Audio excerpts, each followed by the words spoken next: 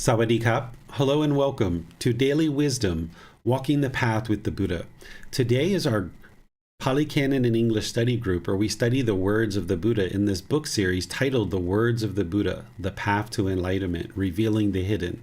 We're in volume 12 of this book series, and there's 13 volumes. We're actually finishing up volume 12 today, where we're studying chapters 51 to 63. Next week, we're going to be starting with volume 13, which is titled Generosity. If you don't have this book yet, you can download it from our website, which is buddhadailywisdom.com. You can read it online, you can print it, you can order a printed copy if you like, because next week we're going to be doing chapters 1 through 10 of volume 13 titled Generosity. You're welcome to read those before class and or after class, and then we come together like this in order to study, and I will help you to understand the teachings of the Buddha more closely. Because in the book, there's the words of the Buddha, then there's a reference that goes back to the original Pali Canon. So if you'd like to see what the Buddha was saying before or after that particular excerpt that I have in the book, you can do that. And there's explanations or further information that I've shared based on my experiences as a practitioner and teacher to help you better understand. The Buddha's teachings are very clear, very concise, very precise, but it really helps to have a teacher to share with you some thoughts of reflection and understanding of the teachings that the Buddha is sharing so that you can deeper understand and deeper investigate each of the aspects of the Pali Canon as you're learning that. So today, finishing up this particular volume, we've got 13 chapters to study rather than our normal 10. So we're going to go right into actually studying chapters 51 through 63. And the way that our class works is our moderator, Miranda, will arrange for people to read, or Miranda and I will read if there's not others that are willing to read together. And as we read through these chapters, someone will read it so you can learn. Then I will share some teachings with you on that particular chapter. Then I'll open up to any questions that you guys might have. So as we read, you can be learning here, or if you've read prior to class, you might actually already have questions that you're coming to class with. So whether you've read before and you come to class with questions, or as we're reading, you have questions, you can just put those into Facebook, YouTube, or Zoom, and we'll be able to answer your questions during the class. Or in Zoom, you can electronically raise your hand and ask any questions or follow-up questions directly. So I'll just turn things over to all of you, and specifically Miranda, to guide us through the reading. And then when we get to certain points, I'll share teachings with you and open up to any questions that you might have. Yes, thank you, sir. For this first chapter, chapter 51, it's 8 pages long. Would you mind reading the first 4 pages, sir? Sure, I can do that. So here, chapter 51, let me just check one thing. There we go. Yep. All right, so chapter 51, it's titled Household Practitioners. And the other title for this particular excerpt is When One Sees One's Wrongdoing as a Wrongdoing, Make Apologies for it in accordance with the teachings. An example of King Ajatasutta, who killed his own father. As I was, in that I, for the sake of the throne, deprived my father. Wrongdoing overcame me, fortunate one. Foolish, having done wrong and wicked as I was, in that I, for the sake of the throne, deprived my father, that good man and just king of his life. May the perfectly enlightened one accept my confession of my evil, unwholesome deed, that I may restrain myself in the future. So this is a king talking to the Buddha about having killed his father in order to become the king. And he's now admitting, like, hey, I did wrong here. This was evil and unwholesome thing that I did.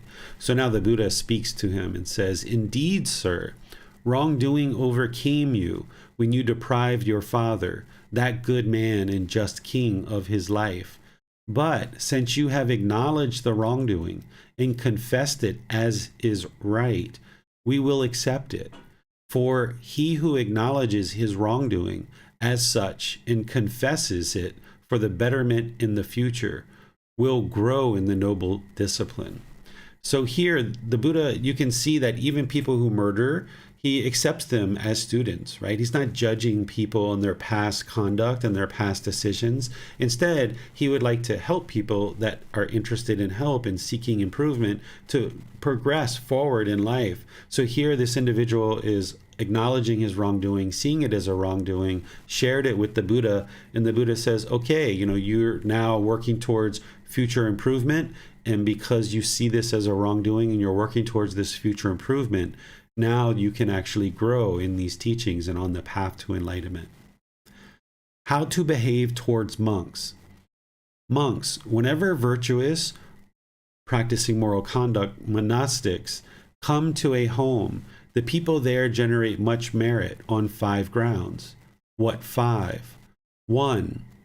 When people see virtuous monastics come to their home and they arouse hearts of confidence towards them, on that occasion, that family is practicing the way conducive to heaven. When people rise, pay homage, respect, and offer a seat to virtuous monastics who come to their home, on that occasion, that family is practicing the way conducive to birth in high families. When people remove the stain of selfishness towards virtuous monastics who come to their home, on that occasion, that family is practicing the way conducive to great influence. When, according to their means, people share what they have with virtuous monastics who come to their home, on that occasion, that family is practicing the way conducive to great wealth. When people question virtuous monastics who come to their home, make inquiries about the teachings, and listen to the teachings, on that occasion, that family is practicing the way conducive to great wisdom. Monks, whenever virtuous monastics come to a home, the people there generate much merit on these 5 grounds. So during the lifetime of the Buddha, people would invite the ordained practitioners into their home, give them a place to stay, feed them, and then for that, the ordained practitioners are now around and they can then share teachings with the family to help them. So the Buddha is explaining here for household practitioners how to essentially practice the way that is going to improve your life. And here he talks about having confidence in the monastics. He's talking about paying homage or respect. He's talking about sharing, not being selfish, right? Like sharing offerings like food and water, clothing, things like this. And then he talks about sharing different things. And this is also connected with asking questions in order to understand the wisdom, right? Because it's not just about sharing things and giving things to the monastics, but it's also about asking questions and understanding the teachings. And all of these things are leading to improved development on your path to enlightenment. He does talk about rebirth here in the heavenly realm, and he talks about rebirth in high families and so forth. He's only sharing this because that's what is the true reality, that as you're doing these things that the Buddha is describing, you're transforming the mind away from craving, anger, and ignorance, cultivating generosity, loving kindness, and wisdom. This is what's going to lead to enlightenment, but this is also what leads to improved rebirth. But remember, the Buddha never taught his teachings as a way to actually produce a rebirth. He's interested in helping you eliminate discontentedness and getting to the point where the mind is actually enlightened. So this would be your very last birth. But the same things that lead to an improved rebirth are the same things that lead to this path to enlightenment. So as he's teaching this path, essentially, if you are falling short of enlightenment for any reason in this life, then it's going to lead to an improved rebirth. So he's not trying to kind of dangle a carrot and try to convince people to do these things in order to get a rebirth. Instead, he's teaching the path to enlightenment because that's what leads to enlightenment, also happens to be that what leads to an improved rebirth. An outcast of a household practitioner. Monks, possessing 5 qualities, a household practitioner is an outcast of household practitioner. a stain of a household practitioner, the last among household practitioners. What 5? He is devoid of confidence. He is immoral, unwholesome. He is superstitious and believes in auspicious signs, not understanding Kama. He seeks outside here for a person worthy of offerings, and first does merit his deeds there. Possessing these 5 qualities, a household practitioner is an outcast of a household practitioner, a stain of a household practitioner, the last among household practitioners. So he's basically describing the different qualities of household practitioners in terms of people who have are lacking here. The previous one, he's talking about how to generate merit. Here he's talking about people who are lacking certain qualities like confidence, morality, someone who doesn't understand the natural law of Kama, someone who's looking to make offerings outside of his community. Because if somebody's deeply learned his teachings and they know that the Buddha's teachings are what's leading to improvement to the condition of mind, then during his lifetime, when there was all these different communities of people that were sharing various teachings, if somebody knew the Buddha's teachings, they would know that it's his teachings that are leading to improved condition of mind and enlightenment. So they would only be interested in providing offerings to his community. So here, what he's talking about is removing doubt from the mind. But somebody who has doubt, they're going to be functioning in this way. They're not going to deeply understand his teachings. So he's not talking down or bad about these people, but he's helping his ordained practitioners to discern what household practitioners are kind of bubbling up to the top. And these are people that you might decide to spend a lot of time to share the teachings with. And then there's going to be other people who are lacking confidence, who are immoral, who are superstitious, lacking an understanding of Kama, who aren't interested in making offerings. And essentially what the Buddha is helping them to see is, it's okay if you don't teach these people because they're not such that they're really in a place to learn. So here he's just kind of helping them to discern that for themselves, because a teacher who's sharing these teachings isn't going to be able to teach everyone in the world. Even an enlightened being, not everyone's going to be able to discern that that person's enlightened.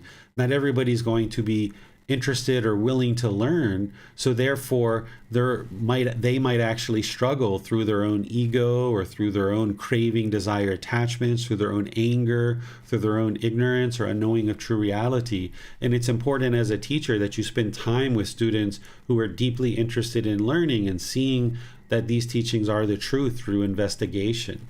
So here the Buddha is explaining how to essentially discern that.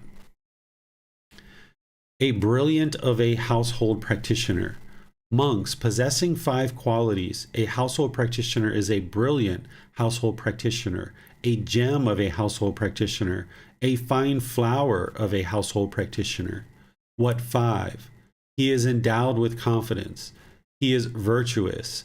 He is not superstitious and does not believe in auspicious signs, understanding Kama. He does not seek outside here for a person worthy of offerings, and he first does meritorious deeds here.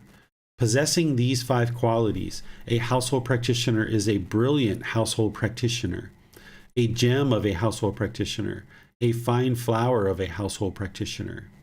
So this teaching is just the opposite of the one that we just talked about, but I kind of incorporated this one into the previous discussion on the previous part of this chapter. Benefits of the act of giving. But here, student, some man or woman gives food, drink, clothing, carriages, garlands, scents, ointments, beds, dwelling, and lamps to ascetics or Brahmins. Because of performing and undertaking such action, on the dissolution of the body after death, he reappears in a happy destination, even in the heavenly world. But if instead he comes back to the human state, then wherever he is reborn, he is wealthy. This is the way, student, that leads to wealth. Namely, one gives food, drink, clothing, carriages, garlands, scents, ointments, beds, dwelling, and lamps to ascetics or Brahmin. So here, the reason why the Buddha is explaining this is because practicing generosity leads to elimination of craving, desire, attachment. If you eliminate all craving, desire, attachment, then there will be no longer any discontentedness in the mind. That will be completely eliminated. But if for some reason you don't get to enlightenment and there's rebirth, that same diminishing of craving, desire, attachment through practicing generosity that leads to enlightenment, it also leads to an improved rebirth, either in the heavenly realm or an improved rebirth in the human realm. So this is why the Buddha is explaining it, not as a way to motivate people to give, because remember, he was a member of the royal family. He was very rich, very wealthy at one time, and he left all of that. So he wasn't interested in accumulating wealth because he already had that. Instead, he's guiding people on the path to understand generosity and the importance of giving and sharing in order to train the mind to let go. And it also happens to lead to improved rebirth, but because of the diminishing of discontentedness, through the diminishing of craving, desire, attachment. By eliminating and reducing craving, desire, attachment, this is improving the condition of the mind and improving your rebirth as well, should there need to be rebirth. When unwholesome monks are strong, wholesome monks are weak.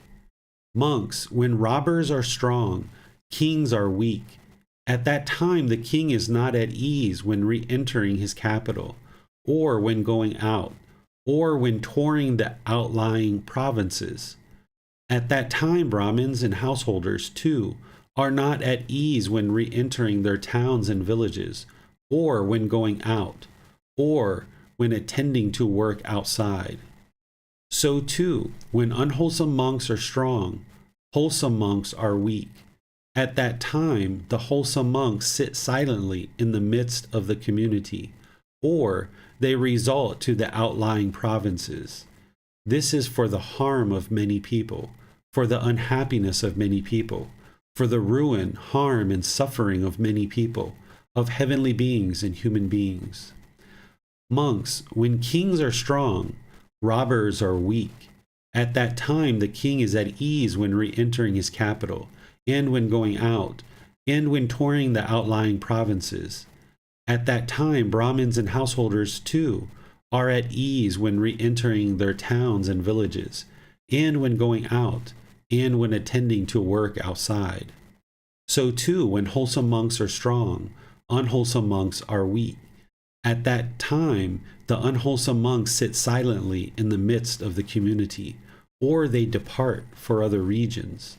This is for the welfare of many people, for the peacefulness of many people, for the good, welfare, and peacefulness of many people, of heavenly beings and human beings.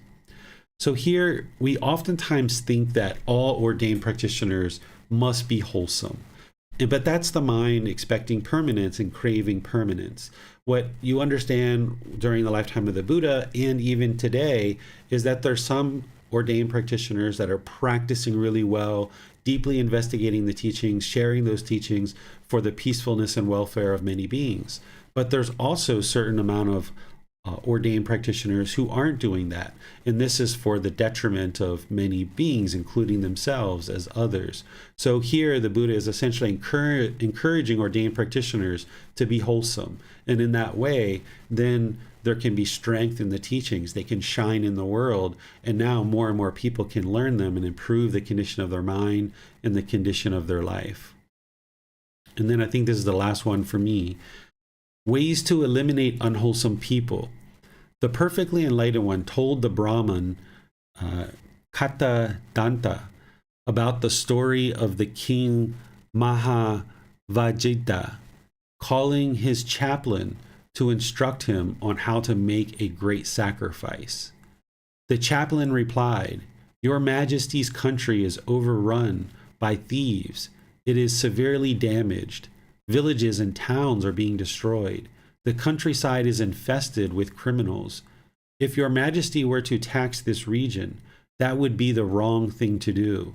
Suppose your Majesty were to think, I will get rid of this disease of robbers by executions and imprisonment, or by confiscation, threats, and punishment by sending them away from the country. The disease would not be properly ended. Those who survived would later harm your Majesty's realm."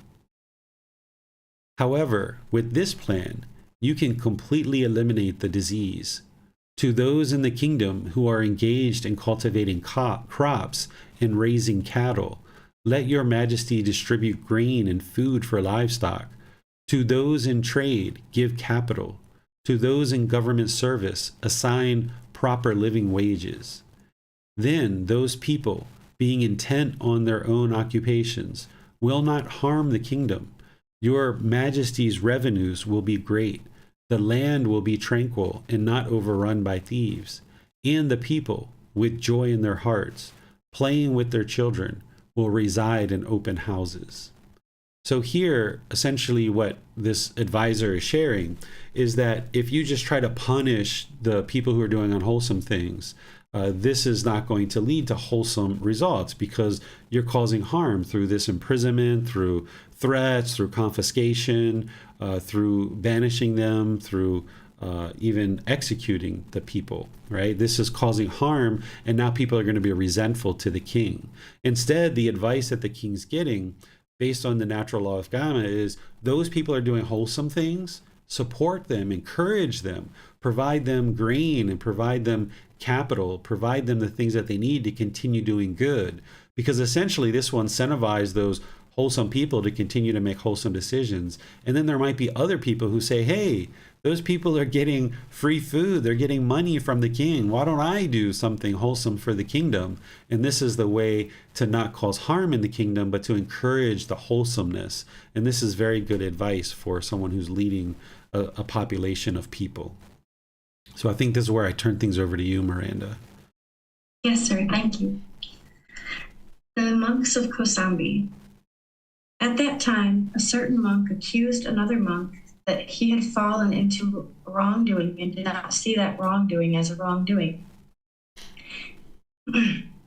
He and a group of monks who took part with this monk carried out a formal act of suspension against that specific monk for not seeing the wrongdoing. Then there were also a group of monks who took the side of the suspended monk and sided with him. The community of monks was divided. They could not carry out the observance together. Now at that time, monks, causing fights, causing arguments, falling into disputes in the dining hall in the middle of the house, behaved unsuitably towards one another in actions and speech. They came to blows. Having expressed disapproval of them, having given reason talk, the perfectly enlightened one addressed the monks, saying, "Enough, monks, no arguments, no fights, no contention, no disputing." When he had spoken thus, a certain monk who spoke what was not the teachings spoke thus to the perfectly enlightened one: "Venerable sir, let the perfectly enlightened one, the master of the teachings, wait. Venerable sir, let the perfectly enlightened one, unconcerned, live intent on residing in ease here and now. We will be held accountable for this argument, fight, contention, disputing." And a second time the perfectly enlightened one spoke thus to these monks: "Enough, monks, no arguments, no fights, no contention, no disputing." And a second time the monk who spoke what was not the teachings spoke thus to the perfectly enlightened one: "Venerable sir, let the perfectly enlightened one, the master of the teachings, wait. Venerable sir, let the perfectly enlightened one, unconcerned, live intent on residing in ease here and now. We will be held accountable for this argument, fight, contention, disputing." Then the perfectly enlightened one addressed the monks, setting Prince Jigavu's story as an example. Brahmadatta, the king of Kasi, had done him much mischief. He had killed the prince's parents. As Prince Jigavu had opportunity to show his anger by killing Brahmadatta, the king of Kasi, he thought of his father's last words: "Do not you, dear Jigavu, look far or close, for, dear Jigavu, angry moods are not calmed by anger. Angry moods, dear Jigavu, are calmed by non-anger. Do not look far means do not bear anger long. Do not look close means do not hastily break with a friend." Thus the life of Brahmadatta, the king of Kasi, was granted by Prince Jigavu. Then Brahmadatta, king of Kasi, gave back the prince's troops and vehicles and territory and storehouses and barns of grain, and he gave him his daughter. Now, monks, if such is the patience and gentleness of kings who wield the scepter, who wield the sword, herein, monks, let your light shine forth, so that you who have gone forth in these teachings and discipline, which are thus well taught, may be equally patient and gentle. But none of these monks listened to the perfectly enlightened one. Then the perfectly enlightened one, having dressed in the morning, taking his bowl and robe, entered Kosambi for alms food. Having walked for alms food in Kosambi, bringing back his alms bowl after his meal, having packed away his lodging, taking his bowl and robe, and standing in the midst of the community, he spoke these verses. When all together they shout out, none feels unwise. Though the community is divided, one might think otherwise. With wandering wisdom, the wise one understands all the field of talk, with mouths wide open to full extent. What leads them on, they know not. They who, in thought, argue this, that man has abused me, has hurt, has defeated me, has me devastated, these angers not calmed. They who do not argue this, that man has abused me, has hurt, has defeated me, has me devastated, in them anger is calm. No, not by anger are angry moods calmed, and at any time, but by non-anger are they calmed. This is an ageless, endless natural law. People do not understand that here we are confused in life, in time, but they who herein do understand, thereby their fights are calmed. Criminals who injure and kill, steal cattle, horses, and wealth, who plunder realms, for there is unity. Why should there not be for you? If one finds a friend with whom to go forward fascinated in the well residing of these teachings, appropriately, surmounting dangers one and all, with joy go forward with him mindfully. Finding none appropriate with whom to go forward, none in the well residing fascinated in these teachings, as king quits the conquered realm, go forward lonely as a bull elephant in an elephant jungle. Better to go forward one alone. There is no companionship with the unwise. Go forward only unconcerned, doing no evil as a bull elephant in an elephant jungle. Then the perfectly enlightened one, having spoken these verses as he was standing in the midst of the community, approached Balakanoraka village and the eastern bamboo grove.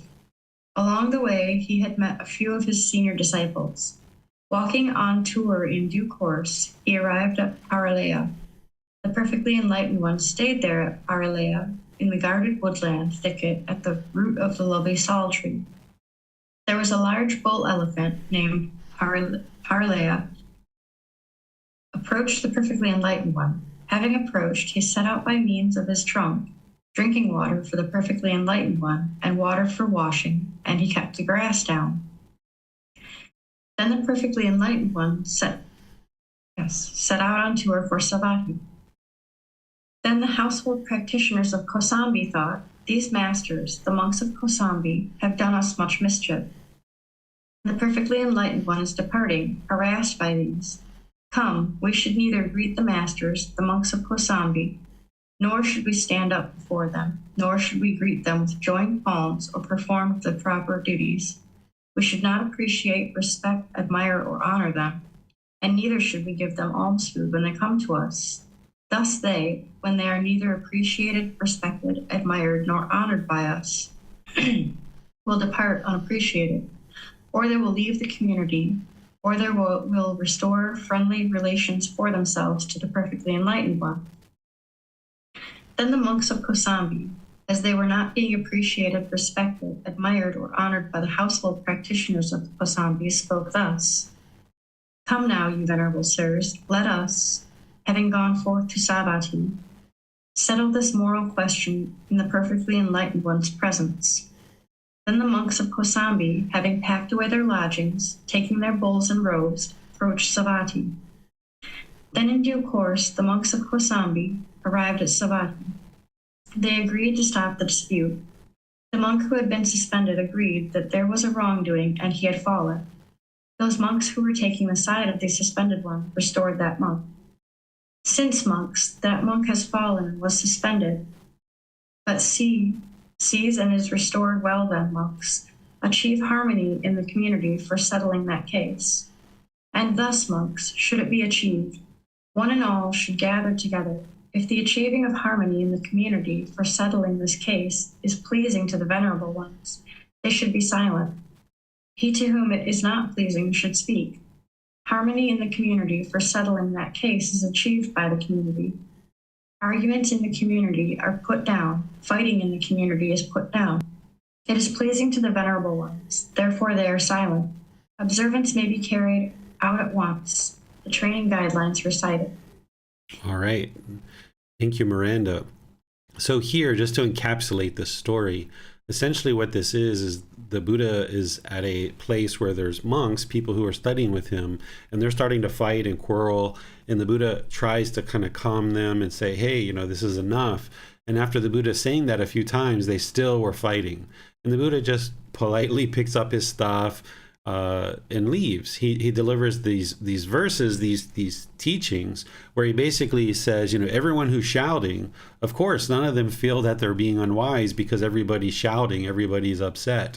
But from somebody who has wisdom, they can see that all of this shouting and all this arguing isn't wise at all. So the Buddha just gathers his stuff and leaves, because his teaching is that anger is never going to produce non-anger, right? So when someone's angry and they're argumentative and they're yelling, there's really nothing you can do there to fix that. That person has to fix themselves. If you're just arguing back out of anger, well, they have anger and you're matching their anger. Now there's just a whole bunch of anger. So the only way that anger is reduced is by non-anger, you know, by peacefulness. And that's what the Buddha is saying here, that this is an ageless, endless natural law. Right? So not to argue back. That's very important. And then the household practitioners, seeing that the Buddha left, you know, they're here learning all these things from the Buddha, and the Buddha chooses to leave because all these monks are being disgruntled. The household practitioners are like, hey, we don't really like this too much. You know, Master Teacher Gotama left. Let's not feed the monks that are staying behind, that are arguing, and let's not, you know, take care of them, and then they'll leave too. And that's essentially what happens, that the household practitioners end up not taking care of those monks that were squabbling. Because remember, the Buddha teaches to make offerings to virtuous monastics, virtuous teachers, people who are deeply practicing the teachings and sharing those teachings. If there's a group of ordained practitioners who are arguing and yelling and hostile, if they're smoking, if they're using drugs or alcohol, or they're doing things that are not aspects of the teachings, the Buddha doesn't advise to support that through making offerings. So here, the household practitioners, being very wise, realize that these ordained practitioners aren't practicing the teachings closely. And they're like, hey, we're just going to stop supporting them. And then they're going to have to go back to the Buddha and actually solve this issue, talk it out with him, and gain the teachings that they need so that they no longer do this anymore. And that's exactly what happens, is they all go back to the Buddha, and now he teaches them and helps them to understand that arguing isn't wise at all. What questions do you guys have on any aspect of this chapter? It does not appear that there are any questions at this time, sir. All right. Well, there's a full description here from me on each individual aspect of this chapter. You can see here as I'm scrolling through it. So feel free to read that and let me know if you guys have any questions. And then we'll just move on here to chapter 52. Yes, sir. Would you be interested in reading the odd-numbered chapters, and I'll read the even-numbered chapters, sir? Sure. Okay, I'll read this one then. Mutual support between monks, Brahmins, and householders. Monks, Brahmins and householders are very helpful to you. They provide you with the requisites of robes, alms food, lodgings, and medicines in time of sickness. And you, monks, are very helpful to Brahmins and householders as you teach them the teachings that are good in the beginning, the middle, and the end, with the correct meaning and wording, and you proclaim the spiritual life in its fulfillment and complete purity. Thus, monks, this spiritual life is lived with mutual support for the purpose of crossing the flood and making a complete end of discontentedness. All right, thank you, Miranda. Here, the Buddha is describing and helping the ordained practitioners understand that Brahmin and household practitioners are very helpful, and there's this mutual support built in based on the way that the Buddha taught. He taught the ordained practitioners not to cultivate their own food, not to cook their own food, but to only accept things like food, clothing, water, shelter, medical care, and things like this as offerings from the household practitioners. This made sure that there was regular interaction between ordained practitioners and household practitioners. Because if the Buddha shared these teachings with the ordained practitioners and they were all getting enlightened and they were continually taking care of themselves, feeding themselves, clothing themselves, and things like this, they would not necessarily have any interest to share these with other people. They would just keep these teachings amongst themselves. But by creating this kind of mutual support where the household practitioners are offering gifts and things that the ordained practitioners need to sustain their life, just basic necessities, then the household practitioners are coming in contact with the ordained practitioners, and now the ordained practitioners are giving back to the household practitioners the teachings. So this is a way that a teacher would structure their life, that they are fully committed to helping their students to learn and practice these teachings. And then the students can then support their teacher to continue to do the work that they're doing. And there's this mutual support between these two groups of people. And this is essentially Gama, right? That with the students supporting a teacher or ordained practitioners to get deeper and deeper and deeper into their practice, having more time to be able to do that, then as a way of repaying that gratitude and that appreciation, the teacher or ordained practitioner should be sharing teachings that are helping their students to continue to improve the condition of their mind. And in this way, then the Buddha is saying, okay, there's this crossing of the flood, the complete end of discontentedness. This is the way that ordained practitioners can end discontentedness, and the way that household practitioners can completely end their discontentedness and get to enlightenment, because there's this mutual support. There's a certain number of people in the community that are dedicated to deeply learning and sharing these teachings, and that's their purpose. And then there's people who are dedicated to running the community in terms of businesses and crops and things that are needed to function in the community. And then some of those proceeds that they're getting in terms of food and water, clothing, shelter, and medical care. Nowadays, we offer financial support as well, can then be shared with the teachers and ordained practitioners, because it's those teachings that those individuals are sharing that's helping the household practitioners to continue further, develop their life, and improve their personal and professional relationships. So this is that mutual support that's built in to the way that the Buddha shared his teachings. What questions do you guys have on this chapter? There appears to be no questions at this time, sir. All right, so we'll go to chapter 53, and I'll go ahead and read this one. It's titled The Unattainable. Monks, there are these 5 situations that are unobtainable by an ascetic or a Brahmin, by a heavenly being, Mara, or Brahma, which is God, or by anyone in the world. What 5? 1. May what is subject to old age not grow old. This is a situation that is unobtainable by an ascetic or a Brahmin, by a heavenly being, Mara, or Brahma, God, or by anyone in the world. And now the Buddha just repeats this by filling in, may what is subject to illness not fall ill, by what is subject to death not die, may what is subject to destruction not be destroyed, may what is subject to loss not be lost.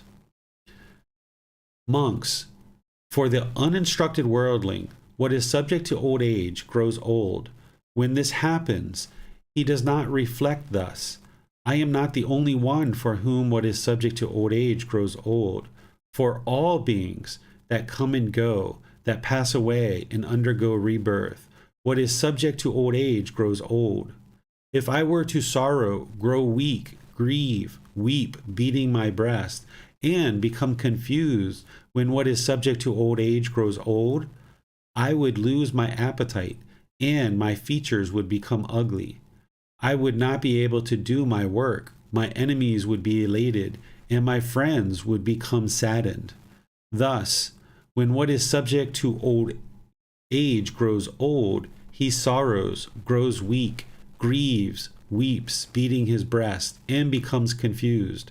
This is called an uninstructed worldling, pierced by the poisonous dart of sorrow, who only torments himself. And now the Buddha goes through all these same teachings related to illness, falls ill, subject to death, dies, subject to destruction is destroyed, what is subject to loss is lost. Okay, then he adds this next part. Monks, for the instructed noble disciple, what is subject to old age grows old. When this happens, he reflects thus: I am not the only one for whom what is subject to old age grows old. For all beings that come and go, that pass away and undergo rebirth, what is subject to old age grows old. If I were to sorrow, grow weak, grieve, weep, beat my breast, and become confused, when what is subject to old age grows old, I would lose my appetite, and my features would become ugly. I would not be able to do my work. My enemies would be elated, and my friends would become saddened. Thus, when what is subject to old age grows old, he does not sorrow, grow weak, grieve, weep, beating his breast, and become confused. This is called an instructed noble disciple who has drawn out the poisonous dart of sorrow, pierced by which the uninstructed worldling only torments himself. Sorrowless, without darts, the noble disciple realizes nibbana, or enlightenment. And then again, he goes through what becomes ill falls ill, what's subject to death dies, what is subject to destruction is destroyed, what is subject to loss is lost. And then here he sums it up. These monks are the 5 situations that are unobtainable by an ascetic or a Brahmin, by a heavenly being, Mara or Brahma, God, or by anyone in the world. It is not by sorrow and grieving that even the least good here can be gained. Knowing that one is sorrowful and sad, one's enemies are elated. When the wise person does not shake in adversities, knowing how to determine what is good, his enemies are saddened, having seen that his former facial expression does not change. Wherever one might gain one's good, in whatever way, by chanting, recitations, fine sayings, generosity, or tradition, there one should exert oneself in just that way. But if one should understand this good cannot be obtained by me or anyone else, one should accept the situation without sorrowing, thinking, the Kama is strong, what can I do now? So what the Buddha is explaining here is the universal truth of impermanence. He's explaining that it's not possible for anybody to not age, that every being needs to age, that every being is going to fall ill, every being is going to experience death, every being is going to experience certain things are going to be destroyed, right? Like your car, like your house, certain things are going to get destroyed because of the universal truth of impermanence. And also, you can't avoid losing things. You can minimize it, but you can't avoid this, because even an enlightened being, they're going to experience loss in some situations because you can't keep things permanently. And what the Buddha is explaining is that if, as an uninstructed worldling, as a non-practitioner who doesn't understand the universal truth of impermanence, if every time one of these 5 things occurs, you are sorrowful, you grow weak, you grieve, you become confused, then this is going to contribute to your detriment and your sadness, and you're going to be sorrowful. But if you are instructed and you understand these teachings, the Buddha describes an instructed noble disciple, then that individual understands the universal truth of impermanence. When they age, they know that this is normal, this is completely natural, and all beings are going to experience that.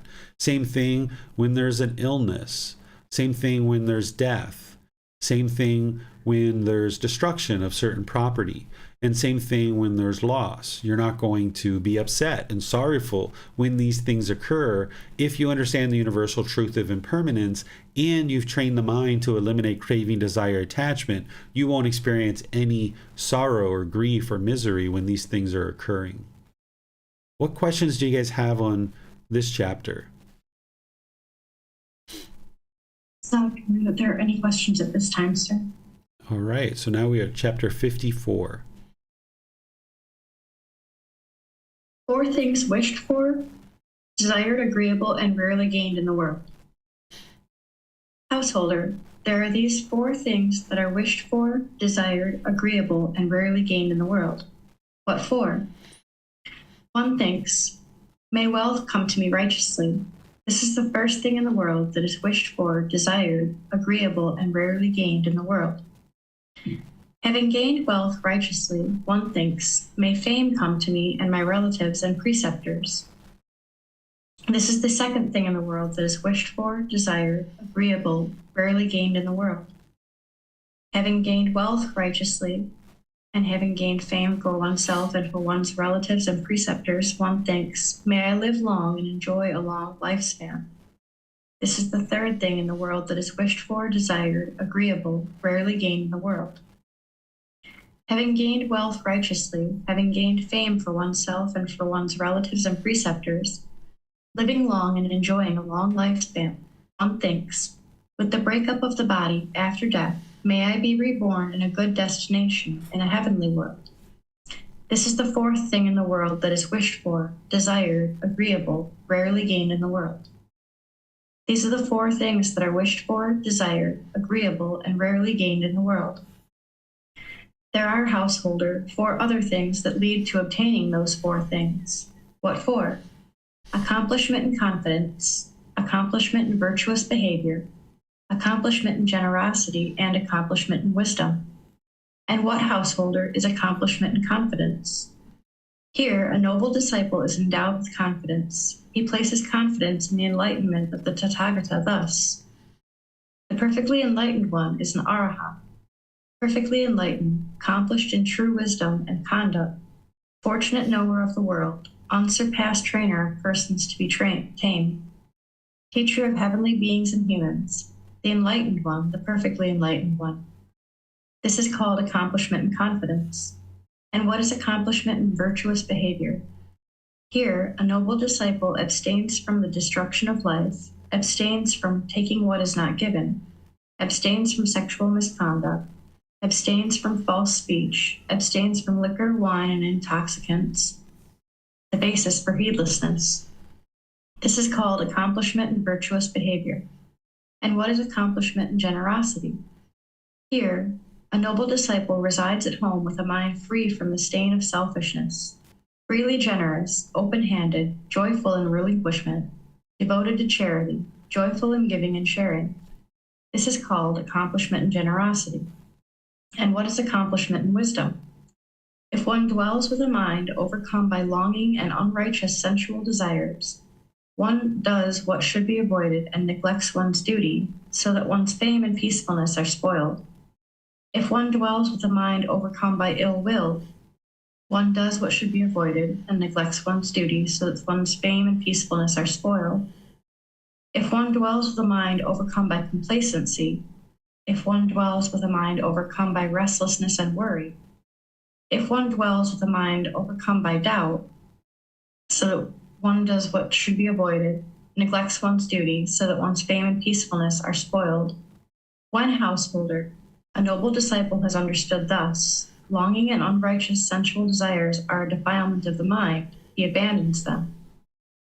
When he has understood thus, ill will is a defilement of the mind, he abandons it. When he has understood thus, complacency is a defilement of the mind. When he has understood thus, restlessness and worry are a defilement of the mind. When he has understood thus, doubt is a defilement of the mind, he abandons it.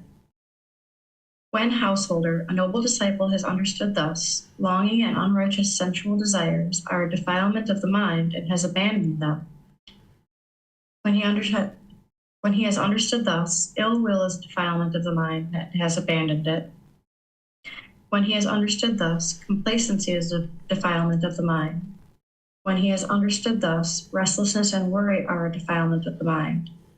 When he has understood thus, doubt is a defilement of the mind and has abandoned it, then he is called a noble disciple of great wisdom, of wide wisdom, one who sees the range, one accomplished in wisdom. This is called accomplishment in wisdom.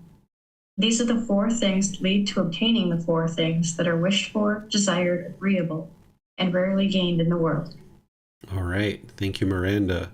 So here, this first part of this chapter, the Buddha is explaining four things that people will typically desire, and they really want, and they really wish for these things, but they're not necessarily easily gained in the world. And that's wealth, fame, a long life, and to be reborn in heaven. These are things that the mind might be craving, and you might need to train the mind to let these go.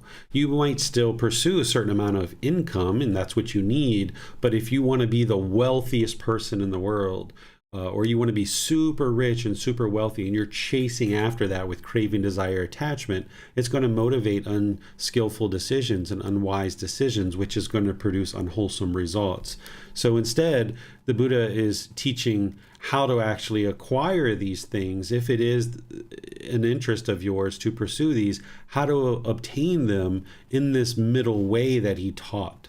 And he says, okay, the way to accomplish these things that lead to these four things that are oftentimes wished for is to have accomplishment in confidence, virtuous behavior, generosity, and wisdom. And then he gives details of exactly how to do these things. Because with confidence in the Buddha, he doesn't mention it here, but confidence in the Buddha, the teachings, and his community, now you're going to learn the teachings that you need in order to then understand the virtuous behavior, understanding what leads to virtuous behavior. Here he's just referencing the 5 precepts, and he talks about these in more detail in the actual 5 precepts, but there's other moral conduct that he describes besides just these, but this would significantly eliminate a certain amount of unwholesome decisions and unwise decisions that lead to unwholesome results.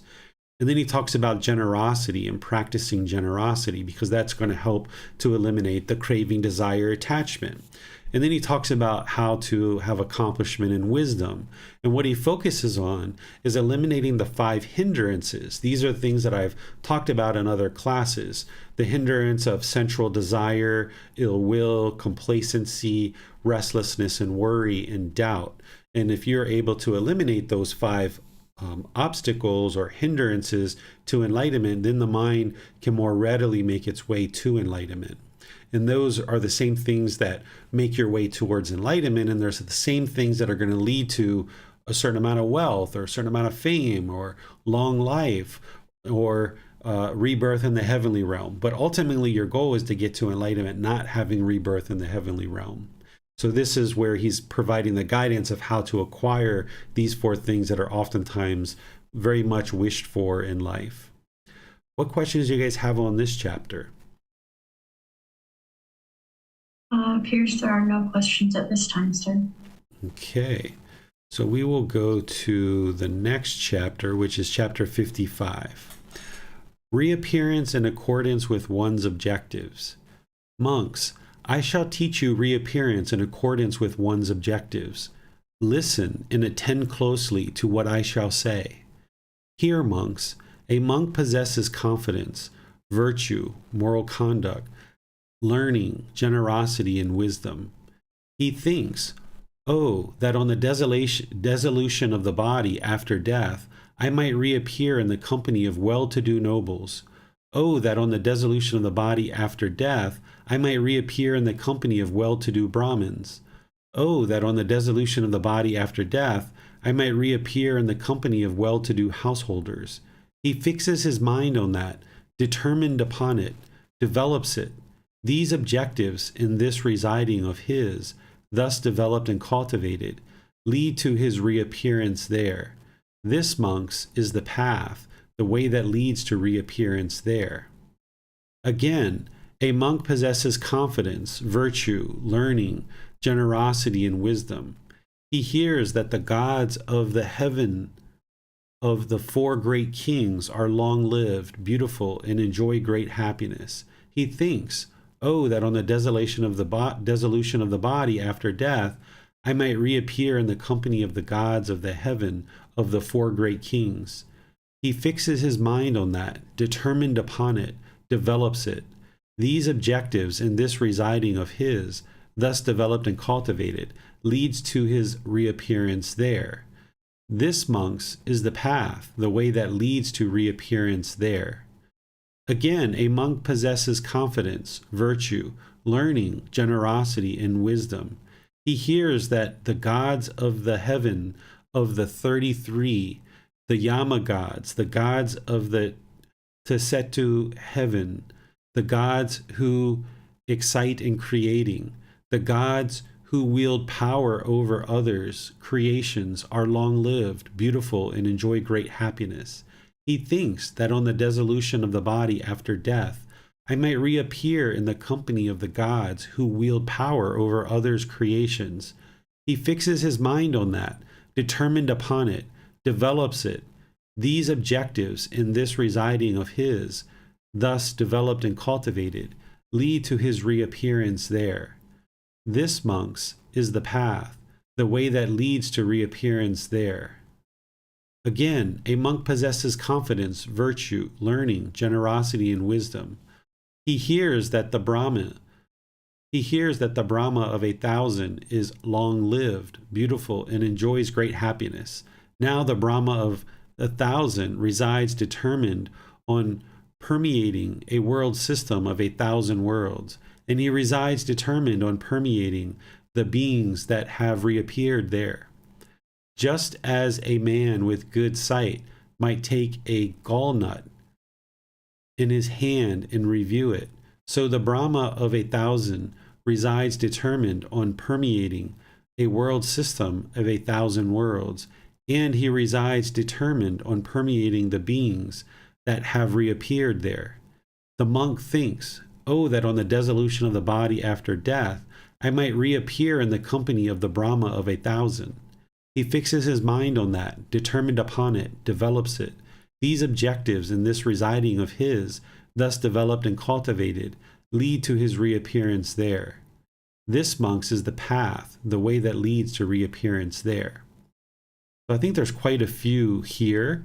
Rather than reading through all of them, you're kind of getting the general theme of what the Buddha is explaining is that an individual might hear about some other realm or what's going on in those particular realms. And then if you fix your mind on that, developing confidence, this virtuous moral conduct, learning, generosity, and wisdom, then one can essentially progress to rebirth with those beings in that realm.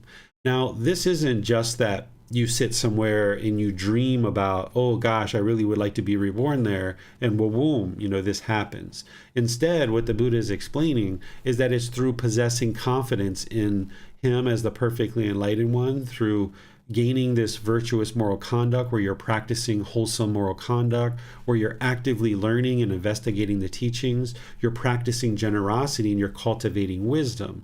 These are the same things that lead to enlightenment, and it's the same thing that, if you fall short, would lead to an improved rebirth.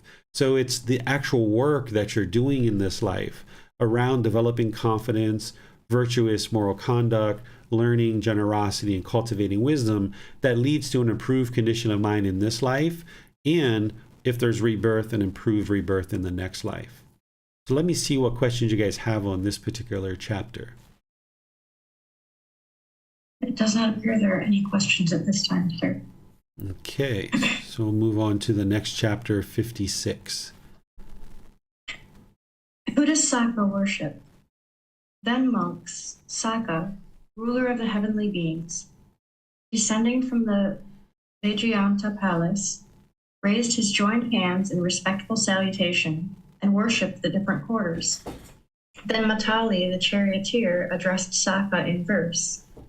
These all humbly worship you, those versed in the triple Veda, all the Katyas reigning on earth, the 4 great kings and the glorious 30. So who, O Saka, is that spirit to whom you bow and worship? Saka answers, these all humbly worship me, those versed in the triple Veda, all the Katyas reigning on earth, the 4 great kings and the glorious 30. But I worship those endowed with virtue, those long trained in concentration, those who have properly gone forth with the holy life, their destination.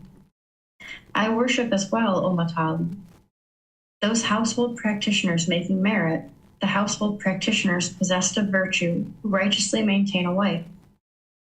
Matali answers, those whom you worship, my ruler Saka, are indeed the best in the world. I too will worship them. Those whom you worship, Saka, the perfectly enlightened one, having given this explanation, having worshipped the different quarters, the heavenly being, King Magava, Suja's husband, the chief, climbed into his chariot. Okay, so here, the real heart of this teaching is right here. This is where essentially this ruler of the heavenly being, Saka, is being reported to have basically said that they admire individuals who have chosen to become ordained and who train in concentration and decide that they're going to go forward in this holy life, right? And then they also admire household practitioners who make merit, providing offerings to continue the continuation of the teachings of the Buddha. And they're also practicing this virtuous moral conduct and who maintain a wife righteously, essentially, who is basically not having sexual misconduct based on the way that it's explained in the 5 precepts. So here, this is a small little teaching just to kind of help you see that not only would you be interested to perhaps do these things, but also this ruler of the heavenly being Saka is being reported to have said that they also admire people who are developing their mind for concentration and developing these other important wholesome qualities. What questions do you guys have on this chapter? Yes, sir. You sort of answered this in your explanation just now. Is this meaning to worship as in regarding those beings with respect, as opposed to the like traditional way that we might think of worship? Yeah, I think of this as admire, even though the word that's being translated is worship. It sounds much closer to me as, admire, rather than worship, like the way we think about going somewhere, maybe singing and praising out loud certain beings. Instead, it's, okay, I admire these beings for their conduct and the way that they are doing things. Yes, thank you, sir. Mm-hmm. It appears there are no questions at this time, sir. Okay, so now we go to 57. Truly favorable and optimistic. Monks, those beings who engage in wholesome conduct by body, speech, and mind in the morning, have a good morning. Those beings who engage in wholesome conduct by body, speech, and mind in the afternoon, have a good afternoon. Those beings who engage in wholesome conduct by body, speech, and mind in the evening, have a good evening. Truly favorable and optimistic, a peaceful daybreaker and a joyful rising, a precious moment and a cheerful hour will come for those who offer alms to those leading the spiritual life. So here, this is, of course, explaining that if you're making wise decisions about your bodily conduct, your speech, and your mind, essentially what the Buddha is explaining here is right action is the bodily conduct, right speech is the speech, and then the mind is right intention, right? Having the right thinking or the right thought. If you're practicing right intention, right speech, and right action, you're not causing harm to others, and you're doing that in the morning, the afternoon, and evening, then because you're not causing harm, no harm is going to come to you. So you're going to have a good morning, a good afternoon, and a good evening because you're not causing harm, because you deeply understand the teachings of this natural law of karma, and you're not causing harm, so therefore harm's not going to come to you. You're going to have this peaceful day because of the way you're choosing to function. But that requires, of course, an understanding of the wisdom of right intention, right speech, and right action from the Eightfold Path. And then he also talks about here providing offerings to those who are leading the spiritual life, because that's where your understanding of those teachings are going to come from.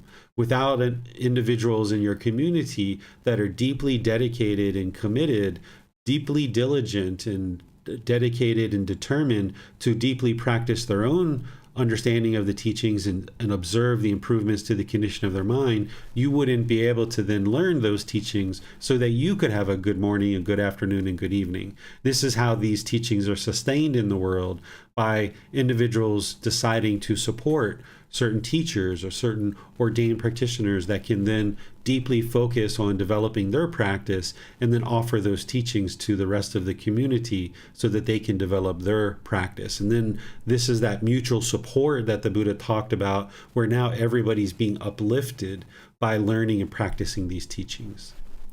What questions do you guys have on this chapter? There are no questions at this time, sir. All right. So now we'll go to chapter 58. Right and wrong refuge. They go to many a refuge, to mountains and forests, to parks and tree shrines, people threatened with danger. That's not the secure refuge, not the supreme refuge. That's not the refuge, having gone to which you gain release from all discontentedness and stress. But when, having gone to the Buddha, the teachings, and the community for refuge, you see with right wisdom the Four Noble Truths: stress, the cause of stress, the transcending of stress, and the Noble Eightfold Path, the way to the stilling of stress. That's the secure refuge, the supreme refuge. That is the refuge, having gone to which you gain release from all discontentedness and stress. All right. Thank you, Miranda. This is a chapter that we've studied in other books as well as some of these that we're studying today.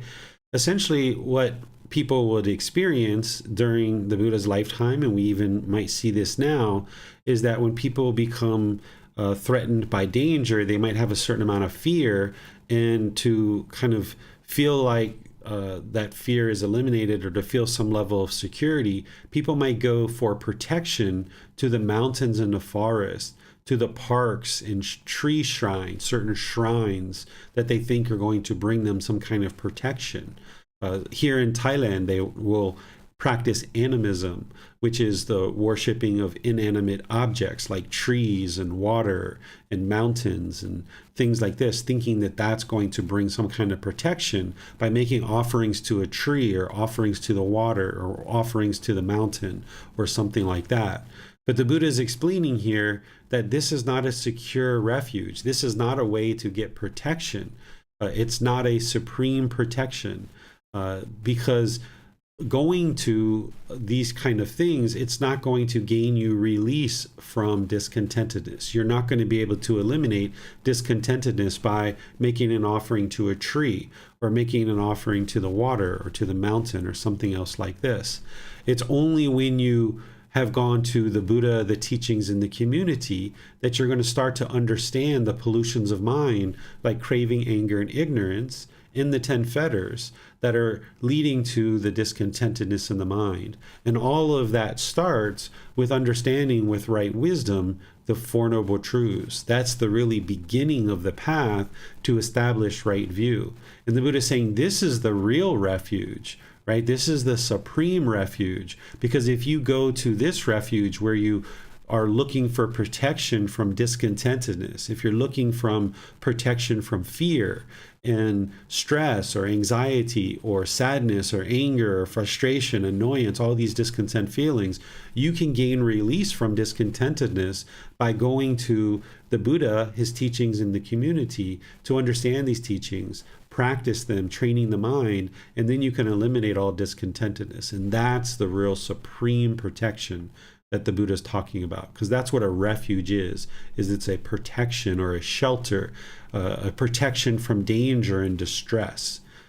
What questions do you guys have on this chapter? It does not appear that there are any questions at this time, sir. Okay, so we will go to chapter 59. So this is for me to read.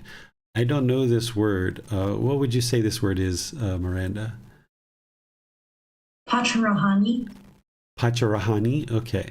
The Pacharahani festival in the Noble One's discipline, first discourse. So this is a festival that was being practiced during the lifetime of the Buddha. And here he's going to explain how or at least the Brahmin's going to explain how it's practiced within the Brahmin tradition. And then the Buddha is going to explain how he practices it for his teachings. Now, on that occasion, on the Upasata day, the Brahmin Jan Usora, I've not pronounced that correctly either, stood to one side, not far from the perfectly enlightened one, with his head washed, wearing a new pair of linen clothes, holding a handful of wet pusa grass. The perfectly enlightened one saw him standing there and said to him, "Why is it, Brahmin, that on the Upasata day you stand to one side with your head washed, wearing a new pair of linen clothes, holding a handful of wet kusa grass? What is happening today with the Brahmin clan?" Today, Master Gotama, is the Brahmin clan's Pukarahani festival. But how, Brahmin, do the Brahmins observe this festival? Here, Master Gotama, on the Upasata day, the Brahmins wash their heads and put on a pair of new linen clothes. They then smear the ground with wet cow dung, cover this with green kusa grass, and lie down between the boundary and the firehouse. In the course of the night, they get up 3 times and with respectful salutation pay homage to the fire. We descend in honor of the respected one. We descend in honor of the respected one. They offer abundant ghee, oil, and butter to the fire. When the night has passed, they offer excellent food and various kinds to Brahmins. It is in this way, Master Gotama, that the Brahmins observe the festival. The festival in the Noble One's discipline, Brahmin, is quite different from the festival of the Brahmins. But how, Master Gotama, is the festival observed in the Noble One's discipline? It would be good if Master Gotama would teach me the teachings by explaining how the festival is observed in the Noble One's discipline. Well then, Brahmin, listen and attend closely. I will speak. 1. Here, Brahmin, the noble disciple reflects thus. The result of the destruction of life is unwholesome, both in this present life and in future lives. Having reflected thus, he abandons the destruction of life. He descends from the destruction of life. Here, Brahmin, the noble disciple reflects thus. The result of taking what is not given is unwholesome. The result of sexual misconduct is unwholesome. The result of false speech is unwholesome. The result of argumentative speech is unwholesome. The result of harsh speech is unwholesome. The result of idle chatter is unwholesome. The result of craving is unwholesome. The result of anger is unwholesome. The result of ignorance or unknowing of true reality is unwholesome. It is in this way, Brahmin, that the festival is observed in the Noble One's discipline. The festival in the Noble One's discipline, Master Gotama, is quite different from the festival of the Brahmins. And the festival of the Brahmins is not worth a 16th part of the festival in the Noble One's discipline. Excellent, Master Gotama. Excellent, Master Gotama. Master Gotama has made the teachings clear in many ways, as though he were turning upright what had been overthrown, revealing what was hidden, showing the way to one who was lost, or holding up a lamp in the darkness, so those with good sight can see forms. I now go for refuge to Master Gotama, to the teachings, and to the community of monks. Let the Master Gotama consider me a household practitioner who from today has gone for refuge for life.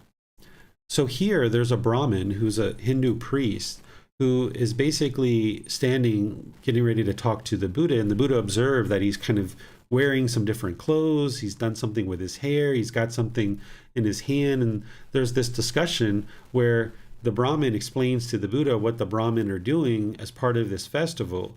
And then he asked the Buddha to explain what he would guide his students to do for this festival.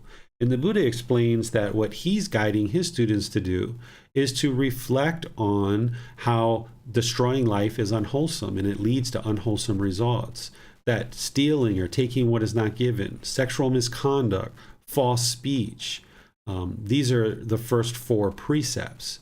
Then he talks about argumentative speech, harsh speech, idle chatter. These are also part of practicing right speech and ensuring that one is not practicing those.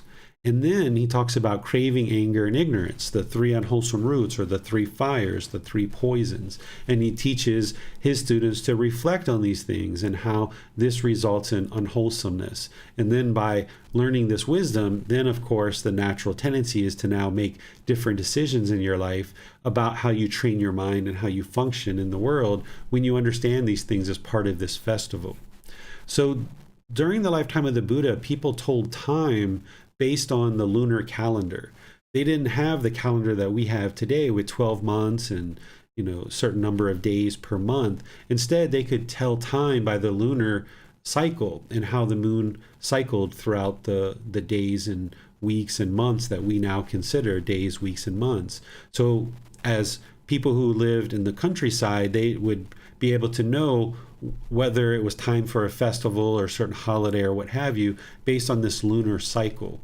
And even today in Buddhist communities, they will oftentimes look to the lunar calendar for certain aspects of their traditions and so forth. And during this Upasata day, essentially what this is a time to more deeply focus on learning the teachings and more deeply practicing the teachings. Some communities will do this once a week or a few days a month. During the lifetime of the Buddha, it was anywhere from 2 to 6 days a month that students would then kind of doubly focus on certain aspects of their practice. And in this particular first discourse, the Buddha is focusing them on those particular teachings. And now you'll hear in these subsequent discourses where he's also focusing them on other teachings besides these 10.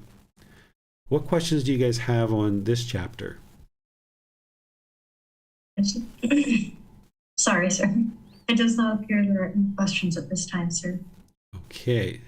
So now we will go to chapter 60.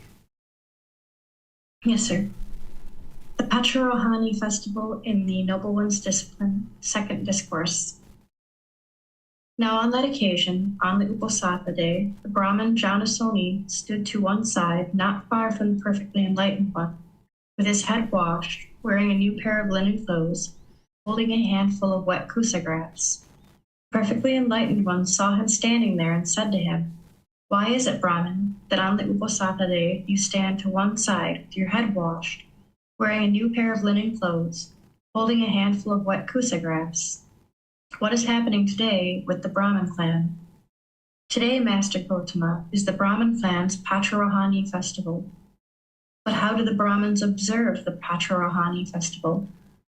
Here, Master Gotama, on the Uposatha day, the Brahmins wash their heads and put on a new pair of new linen clothes. They then smear the ground with wet cow dung, cover this with green kusa grass, and lie down between the boundary and the firehouse. In the course of the night, they get up 3 times, and with respectful salutation pay homage to the fire. We descend in honor of the respected one. We descend in honor of the respected one. They offer abundant ghee, oil, and butter to the fire. When the night has passed, they offer excellent food of various kinds to Brahmins. It is in this way, Master Gotama, that the Brahmins observe the Pacharohani festival. The Pacharohani festival in the Noble One's Discipline Brahmin is quite different from the Pacharohani festival of the Brahmins. But how, Master Gotama, is the Pacharohani festival observed in the Noble One's Discipline? It would be good if Master Gotama would teach me the teachings by explaining how the Pacharohani festival is observed in the Noble One's Discipline. Well then, Brahmin, listen and attend closely, I will speak.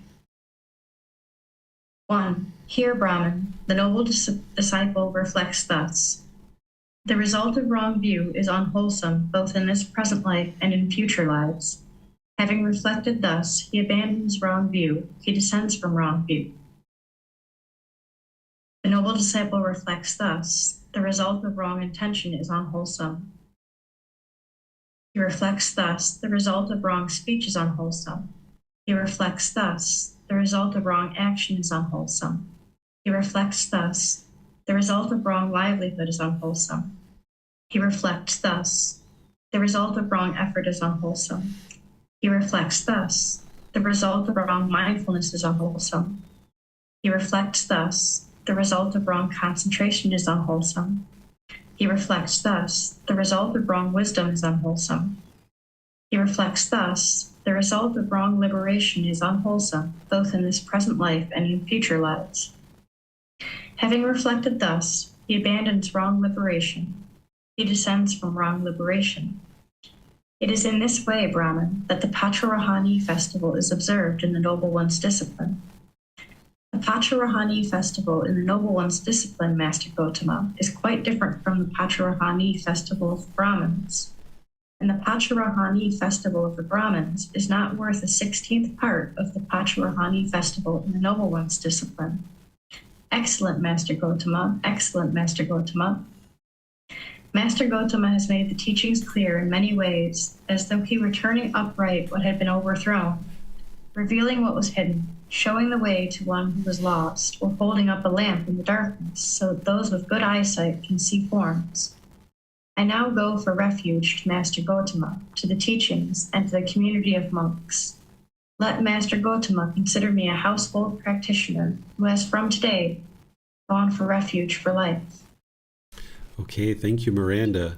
So here, this is the same story, but with different teachings. So this happened in a subsequent occasion where now the Buddha is describing the tenfold path.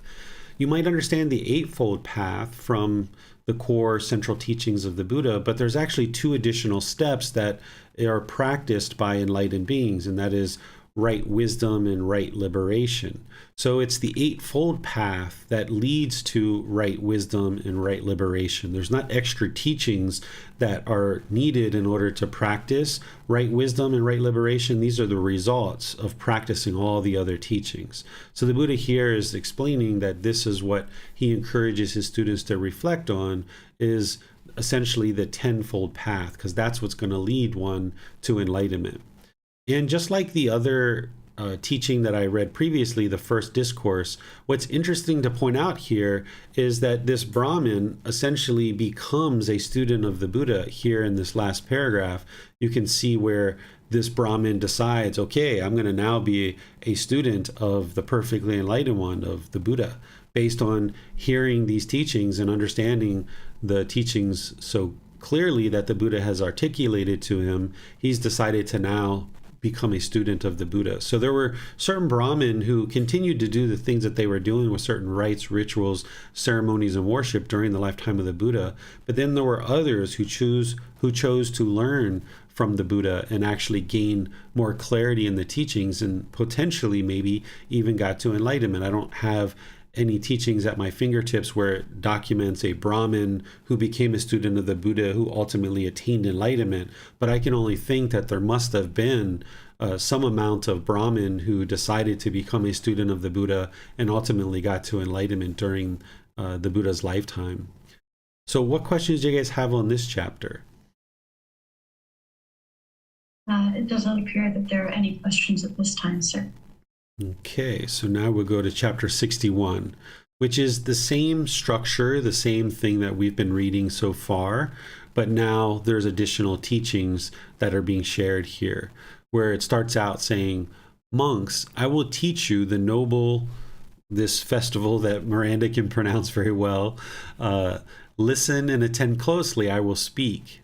And what, monks, is the noble festival, right? So now this is where he's now teaching his practitioners, his students, how to actually practice during this particular festival. And he encourages them to reflect on the destruction of life, to reflect on taking what is not given, that these things lead to unwholesomeness, that reflecting on sexual misconduct, on false speech, argumentative speech, harsh speech, idle chatter, and then craving, anger, and ignorance. Because by reflecting on these things and deeply understanding what they are and then choosing to practice them, that's what's going to lead to the improvement to the condition of the mind. And this is how the Buddha would look at something that was happening during his lifetime and the way that people were thinking about certain things, and then he would recast it into his teachings so that people would understand in a better way of how to maybe think about that. There is something that I wrote a few months ago where I was talking about the American dream. Right now, I think that a lot of people think that the American dream is to acquire a certain amount of wealth, acquire a house, acquire certain things, and certain wealth, and certain possessions.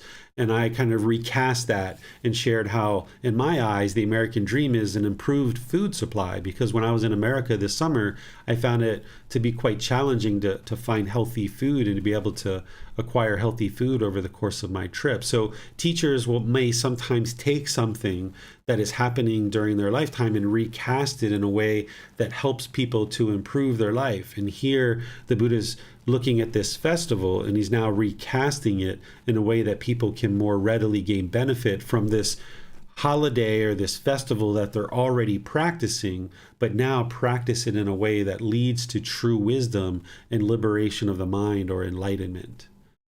Any questions do you guys have on this particular chapter? There are no questions at this time, sir. Okay, so now we'll move into chapter 62. The Noble Pachorahani Festival, Second Discourse. Monks, I will teach you the Noble Pachorahani Festival. Listen and attend closely, I will speak. And what, monks, is the Noble Pachorahani Festival? 1. Here, the noble disciple reflects thus. The result of wrong view is unwholesome, both in this present life and in future lives. Having reflected thus, he abandons wrong view, he descends from wrong view. He reflects thus. The result of wrong intention is unwholesome.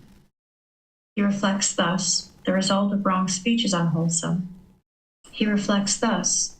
The result of wrong action is unwholesome. He reflects thus. The result of wrong livelihood is unwholesome. He reflects thus. The result of wrong effort is unwholesome. He reflects thus. The result of wrong mindfulness is unwholesome. He reflects thus. The result of wrong concentration is unwholesome. He reflects thus. The result of wrong wisdom is unwholesome. Here, the noble disciple reflects thus. The result of wrong liberation is unwholesome, both in this present life and in future lives. Having reflected thus, he abandons wrong liberation. He descends from wrong liberation. This is called the Noble Pachorahani Festival.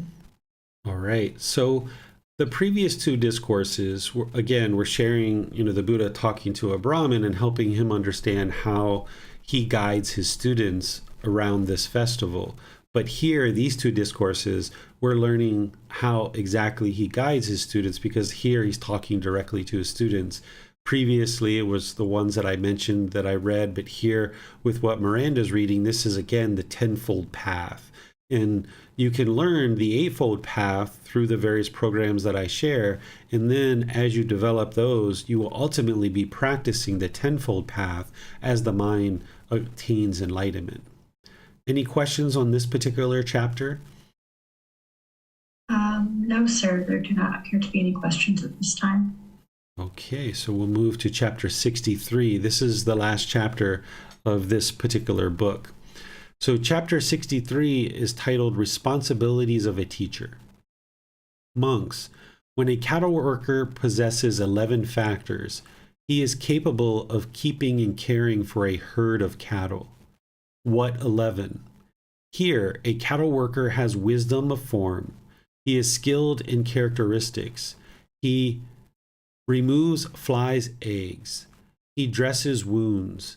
He smokes out the sheds. He knows the watering place. He knows what it is to have drunk. He knows the road. He is skilled in pastures. He does not milk dry. And he shows extra veneration to those bulls who are fathers and leaders of the herd. When a cattle worker possesses these 11 factors, he is capable of keeping and caring for a herd of cattle. So too monks, when a monk possesses these 11 qualities, he is capable of growth, increase, and maturity in the teachings and discipline. What 11? Here, a monk has wisdom of form. He is skilled in characteristics. He removes flies' eggs. He dresses wounds. He smokes out sheds. He knows the watering place. He knows what it is to have drunk. He knows the road. He is skilled in pastures. He does not milk dry. And he shows extra veneration to those elder monks of long standing who have long gone forth, the fathers and leaders of the community. So I'm going to pause here before I read the rest of this. This is once again the Buddha taking something that people already knew and recasting it into something that is now further strengthened through understanding it through the Buddhist teachings. So during this lifetime, there will be students of his that would understand caring for cattle and kind of farming. You see this theme throughout the Buddhist teachings where he talks about kind of everyday life that people would have understood during that lifetime. And farming and raising cattle is something that people would have understood. So now he's going to cast it in a way that helps him to now communicate his teachings based on something that his students already know, like raising cattle. And how is a monk skilled in characteristics? Here, a monk understands as it really is. Thus, an unwise person is characterized by his actions. A wise person is characterized by his actions. It is in this way that a monk is skilled in characteristics. And how does a monk smoke out the sheds? Here, a monk teaches the teachings to others in detail as he has heard it and learned it. It is in this way that a monk smokes out the sheds. And how does a monk know the watering place? Here, from time to time, a monk approaches those monks who are learned, heirs to the heritage, experts on the teachings, experts on the discipline, experts on the outlines, and inquires of them. How is this, venerable sir? What is the meaning of this? Those venerable ones then disclose to him what has not been disclosed, clear up what is obscure, and dispels his perplexity about numerous perplexing points. It is in this way that a monk knows the watering place. And how does a monk know what it is to have drunk? Here, when the teachings and discipline proclaimed by the Tathagata is being taught, a monk gains inspiration in the meaning, gains inspiration in the teachings, gains joy connected with the teachings. It is in this way that a monk knows what it is to have drunk. And how does a monk know the road? Here, a monk understands the Noble Eightfold Path as it really is. It is in this way that a monk knows the road. And how is a monk skilled in pastures? Here, a monk understands the 4 foundations of mindfulness as they really are.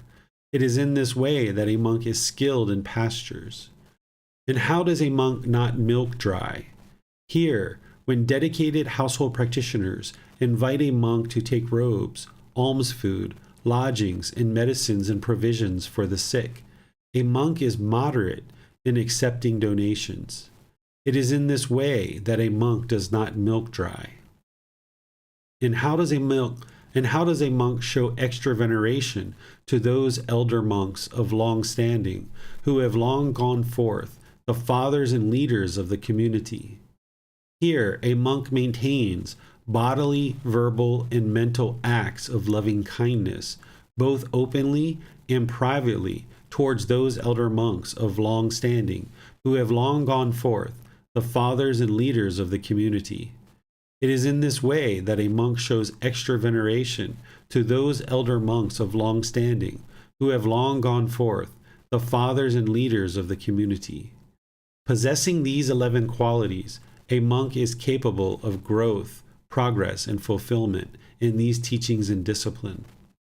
Here, only 8 of the 11 factors are shared, as these 8 apply to generosity and gratitude. See the included reference for the entire teaching.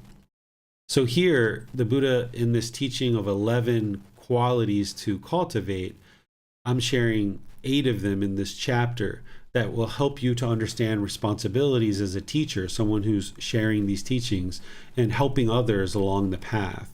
It's sharing essentially that an individual would understand what is a wise person and an unwise person based on the actions, not just based on words, but observing of one's actions. And then also that when you hear certain teachings, that you are able to explain those teachings as you've heard them and as you've learned them. Then, as you are able to approach others who are more deeply steeped in the wisdom of the Buddha's teachings, and they're experts on his actual teachings, that you inquire and that you ask questions and you try to more deeply investigate the teachings to understand things that you currently don't understand. That when you have asked the questions and you understand the teachings of the Buddha, that you gain this inspiration from the meaning, this inspiration from the teachings, this joy when you're hearing the teachings and you know, aha, these are the actual true teachings of the Buddha that are going to lead to further growth and development on this path. It's going to lead to progress on the path to enlightenment. And you can feel the joy of knowing that you're learning that, rather than being dull and lethargic or lacking motivation. But instead, you have this motivation, this enthusiasm when you are learning and practicing the teachings and you've heard the Buddha's teachings from someone who knows more than what it is that you've learned. And then in order to be a teacher, somebody would need to deeply understand the Noble Eightfold Path, because in order to be a really great and wonderful teacher, you need to first be a really deep practitioner. Being a practitioner is the first priority, getting your own wisdom in terms of these teachings and gaining your own enlightenment and liberation. And the way that you do that is through deeply understanding the Noble Eightfold Path. Because if you are a deep practitioner, then you'll be able to be a very wonderful teacher in guiding other people on this path. But if you don't know the road, if you don't know the Eightfold Path as a practitioner, you wouldn't be able to guide others as a teacher on this path. And the same thing with the 4 foundations of mindfulness. Understanding the 4 foundations of mindfulness as a practitioner and practicing them deeply, this would then contribute to being a very well-rounded teacher, because you're going to need to guide students in developing their understanding and practice of the 4 foundations of mindfulness. But if you hadn't done this yourself as a practitioner, you wouldn't be able to do it as a teacher. The way that I explain this is that if you were interested in learning how to drive a car, would you be interested to learn how to drive a car from someone who's never driven a car before? Or would you be interested in learning how to drive a car from somebody who has maybe 15 or 20 years of experience driving a car, and maybe they're even certified to be an instructor in training people how to drive a car? Well, of course, you're not going to take training from someone who's never driven a car before. So in terms of being a very responsible teacher and one who is able to deeply share these teachings for the benefit and peacefulness and welfare of others, you would need to first be a really deep practitioner. And these are some of those teachings that one would need to understand and practice as a practitioner to then be a very wonderful teacher. And then as a teacher, you will most likely set yourself up to receive donations from students because of this mutual support that the Buddha is explaining. That this is how the community continues, is through this mutual support. But what he also explains for household practitioners is that household practitioners should make offerings based on what they're able to offer. But then for the teachers and the ordained practitioners, he also says you should only accept donations to a moderate extent. So for example, if you know one of your students is having big financial difficulties in their life, but yet they're making these enormous offerings to you, the Buddha is basically sharing that perhaps you shouldn't accept that offering, or maybe just accept a certain moderate amount of that offering. And this would be to not milk dry, because if you dried out the cow from all the milk, there'd be no milk for anybody. Even that person, that household practitioners, if they donate all their wealth and all their money and they have nothing for themselves, this wouldn't lead to their own peacefulness and their own welfare. So it's important that as we become teachers and as we accept donations, that we only do so when we know that a certain household practitioner is able to do that. If somebody makes a big, enormous offering, but you know that they're having difficulties and challenges in their financial life, then perhaps you might consult with that household practitioner and provide them guidance that maybe they should consider whether their offering is ideal for their current situation or not. And then he talks about showing this extra veneration to individuals who have long standing in this teachings and discipline, people who are deeply learning and practicing these teachings and who have been doing so for an extended period of time. He's saying, be sure to have this extra veneration or this extra respect for them, because it's their deep wisdom that's going to allow you and all others to deeply learn the teachings and then continue to practice them. So these are 8 qualities or 8 factors that one would be interested to practice as a teacher if they're choosing to actually be a teacher at any point. And I've titled this chapter Responsibilities of a Teacher. What questions do you guys have on this chapter? Yes, sir. On YouTube, the middle way has a few questions related more to children. They ask how to practice the teachings on Thanksgiving and Christmas holidays, how to teach kids about Santa Claus when you're among people that are not practicing these teachings. Okay, great. So with Thanksgiving, I think that that's a wonderful holiday to be grateful and thankful, right? To generate this generosity in the mind. And also, if we think back, if you're practicing Thanksgiving in America, this goes back to Native Americans who basically were the ones who showed this generosity to help people who were coming to the country to get them established. So there can be a certain amount of loving kindness and compassion that is cultivated around Thanksgiving, in addition to this appreciation, this gratitude and generosity that is oftentimes practiced around that time. Also cultivating loving kindness and compassion for all beings. Then with Christmas, I don't suggest that an individual teaches children about Santa Claus, because this is actually a lie. And I remember growing up as a child at the age of 8, finding out that my parents had been lying to me all these years. It was very impactful. And with my son, who's now 10, I taught him that there is something called Santa Claus that people teach their children in the world, but this is not true. It's not a real thing. So he knew from the very beginning that Christmas was all about the, appreciation for Jesus Christ, and Jesus's birthday is when it's celebrated on December 25th, even though at that point he had never even been in a church. And I don't think he's been to a church now, but at that time he didn't really know who Jesus Christ was and what his impact in the world was. I shared with him the true meaning of Christmas, which is to honor and respect Jesus Christ for the life that he lived and what he contributed to the world, rather than this lie about Santa Claus. And I also let my son know that the story of Santa Claus does seem to be rooted in a real individual that lived at some point in history, but nowadays that person is no longer alive. So during the Christmas holiday, this is also a time to practice generosity, to practice gratitude and appreciation, and cultivate loving kindness for the people that are closest to you. This is a way to honor and respect Jesus Christ, if you would like to, since that's what Christmas is about. But teaching children about Santa Claus, ultimately they're going to find out that it's a lie and that you've lied to them. And now you lose your credibility when you're now trying to teach this child not to lie. So it's best to just be honest and open about what the true holiday is. If you've previously taught your children about Santa Claus and you have been lying for a period of time, it would be wise to sit down and explain that to them and let them know that now you've learned some teachings, that you would like to clarify some things that you've done in the past, and let them know that you haven't made necessarily wise decisions in the past, and that now you're working to improve that. Because continuing a lie isn't going to produce anything beneficial. Sitting down and explaining the true story of Christmas, the children are obviously going to observe that, hey, you lied to us. So it's really helpful to show a child some humility, that yes, you realize that you lied in the past, you discovered that that isn't always wise, and now you're aiming to do better, and help them understand mistakes and how you've realized that there's been a mistake here and that now you're working to correct that.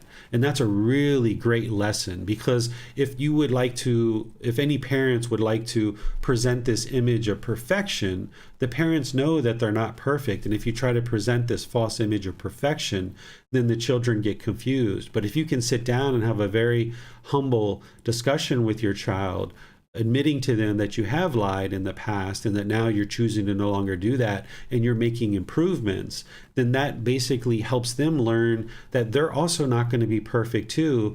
And if they can model your same conduct of realizing when they haven't done something wise, admit to it, and then aim to do better, that's what you would like to encourage and incentivize with them. And the way that you encourage and incentivize that is model that in your own practice, and model that in your own decision making, in your own conduct, and show them this humility, and that, yeah, I made some unwise decisions in the past, but now I'm choosing to no longer do that. And let's have a discussion about that. And if children currently believe in Santa Claus, they will probably be pretty upset when they hear this, right? Because they have a certain craving, and now they're realizing that adults have lied to them. But they'll get over that. They'll transcend that. That discontentedness is impermanent, but continuing to lie is just going to be exposed at some point anyway. When they're 10 years old, 12 years old, 14 years old, they're going to at some point find out that Santa Claus doesn't exist. So it's better to do it with a very humble talk, with some wisdom, and talking about the past and how now it's time to improve our decision making and ensure we teach what the true Christmas is about, which is honor and respect of Jesus Christ. And now we exchange these gifts as a way of practicing generosity and thanks and appreciation and gratitude based on during the life of Jesus Christ, when he was born, that the three wise men brought gifts to Jesus. And now that's why we exchange these gifts as a way of practicing generosity and training the mind to let go, while we're practicing appreciation and gratitude with some loving kindness and compassion. These are great qualities to teach during Thanksgiving and Christmas. Yes, thank you, sir. They follow up, and I think that you've talked about a few of these things. They follow up with how to apply right view into Thanksgiving. I can connect it with loving kindness. How about Christmas? And how to give children presents without encouraging their craving? Sure. So right view is all about the Four Noble Truths and understanding that any feelings that you experience, either pleasant, painful, or neither painful nor pleasant, are generated by craving, desire, attachment. That's the cause, the mental longing and strong eagerness. So you can have right view at all times of year. You don't necessarily need to connect that to Thanksgiving or Christmas, but instead just learn that and practice that at all times. And then in terms of giving gifts without craving, it's helpful to as your children are getting gifts, that you don't create this big excitement, right? Where, oh my goodness, you got your favorite toy, right? Prior to Christmas, you might ask your children, what is it that you're interested in receiving as a gift for Christmas, right? And they give you this long list of toys and different things that they would like, or maybe books and clothes and things like this. And then as they share that with you, say, okay, I understand this is what you're interested in receiving, but I would like you to understand that it's not possible for you to get all of those gifts. Do you understand that I may be able to get you some of these things or one of these things, but getting all of them isn't going to actually be possible. So I would, you have this discussion with them, that let them lay out all the things that they want. And the longer the list, the more elaborate the list, the more craving is there. And then you need to kind of manage this and helping them see that it's not possible for you to get all these things. Even if you had the wealth to be able to get them all those things, it's not advisable to get them all those things, because then what their mind ends up learning is that, okay, I give my parents this list and I get everything that I want.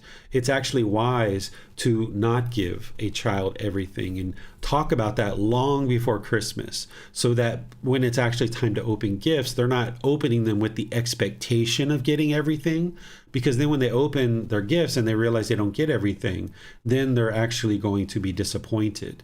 So I would encourage giving a few of the things that they might ask for that you're able to share, but then also give some things that they didn't ask for.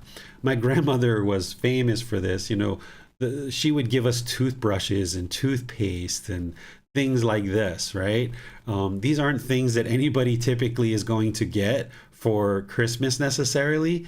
And if the child feels a bit of disappointment when they open the toothbrush and toothpaste, okay, then that's their own craving that's causing that. But if you only give gifts that they ask for and you don't give anything else, then their mind gets accustomed to only getting what they ask for. So give them a few of the things they ask for, but give them a few things that are just kind of like moderate things that they would always use anyway, just kind of like basic necessities that aren't going to necessarily produce all this excitement in the mind, so that there can be some balance, that maybe they get a few toys or a few items of clothing or other things that they really are interested in getting, but then they get a few things that aren't necessarily even on their list or they even thought about being gifts. And this kind of helps the mind kind of balance things out a bit.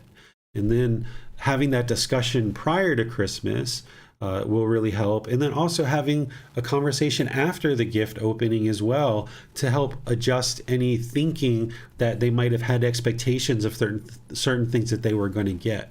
And if you know that they're really having this burning desire for one particular gift, you might choose to not give that to them because of the craving. Maybe wait until New Year's or wait until their birthday and kind of elongate it. If they're having this expectation that they're going to get this one particular gift on Christmas, by you giving it to them, it's just going to maintain the craving and keep it there. But by not giving it to them and maybe giving it to them at another time, this allows the craving to subside, and then they might ultimately get that gift at a time they weren't expecting it. It's these expectations, these mental longing and strong eagerness, this craving, desire, attachment that keeps the mind being discontent. So what you're looking to do is introduce some things like the toothbrush, the toothpaste, not giving them a gift that they might really desire, having conversations before and after to kind of help them to process any kind of cravings that are going on in the mind, and help them to not build expectation around what they should absolutely get for any particular gift or Christmas. Thank you, sir. And then they follow up with how to not lie to kids when people say their gift came from Santa. You can talk with your child and help them to understand true reality, and just say that this is kind of a folk tradition or a folk story that has been shared for many, many years, in that while you're choosing not to share that, other people still share it. And help them to understand the truth that these other folks are just choosing to share this folk tradition and this folk story, and that you're not interested in having them go out and tell other children that Santa doesn't exist, because that's not their place. So this is what I share with Bailan when I talk to him at different times about Santa Claus. I let him know that there's going to be people in his class and students that he's going to interact with that firmly believe that Santa exists, and that he shouldn't feel that he needs to teach them or convince them that Santa doesn't exist, but instead let their parents choose when is the right time to do that. And I help Bailan understand, by him sharing that information, their mind may get discontent based on craving, desire, attachment, and then falsely attribute that to him, and then it'll damage his relationship with his friends. So while he understands that Santa Claus isn't true and isn't real, and that other people might share with him, this is from Santa, he just kind of acknowledges and smiles, and he understands the truth, and then he doesn't share with other people. He just lets people find out on their own. Yes, thank you, sir. And then I think their final follow-up question: how to deal with husband and his family that they might not agree, and it might become difficult with religious belief issues how to think so that I won't become discontent. Sure. So other people aren't going to necessarily agree with your decisions, and they don't necessarily have to. But your relationship is with your children, and what you choose to teach is going to result in the type of relationship that you have with your child. So even if the grandparents or uncles and aunts are talking about Santa Claus and things like this, that doesn't mean you need to talk about it and you need to agree with it. You can share with your child the true story and just let them know that these other people are choosing to continue to share this story, this folk tradition, and it's something that you're choosing not to do because you're not interested in continuing this story, and that you would like them to know the truth.